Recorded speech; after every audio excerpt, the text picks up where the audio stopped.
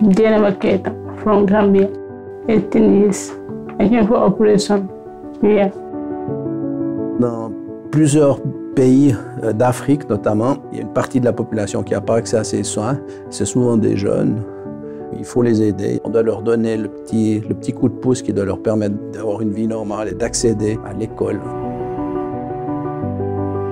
Alors, en voyant le cas de Keita, c'était évident que c'était un cas qui devait être opéré. Elle devait être opérée assez rapidement parce qu'elle était dans un état critique. Elle avait une espérance de vie, je dirais, je pense de quelques mois.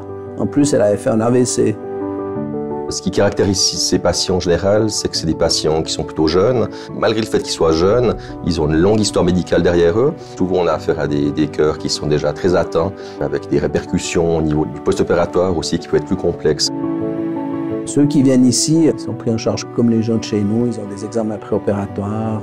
On les prépare aussi psychologiquement, on se présente, on les met en confiance. C'est des opérations donc, qui durent entre 4 et 6 heures. Et puis en post-opératoire direct, ils vont en soins intensifs.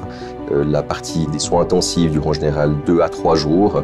Ils sont en général une dizaine de jours ici, ils restent 3 semaines là où ils sont logés, en général à l'école Chantemerle, puis ensuite ils rentrent chez eux. Elle était opérée et puis l'opération s'est très bien passée. Les suites opératoires, on s'y attendait, elles n'étaient pas toutes simples. Elle avait des douleurs, elle avait des nausées. Le contact était un peu difficile parce qu'il y a une barrière de la langue. On a mis un moment avant d'établir le contact. D'abord, c'est une jeune patiente de 17 ans qui n'a jamais pris l'avion. Elle était un peu désorientée, elle était un peu perdue. Maintenant, elle commence à sourire, elle commence à me parler spontanément, elle même à faire des plaisanteries, donc c'est bien, ça va aller. Avec les jours, on arrive à plus communiquer, elle nous fait des beaux sourires, elle rigole, ça fait plaisir.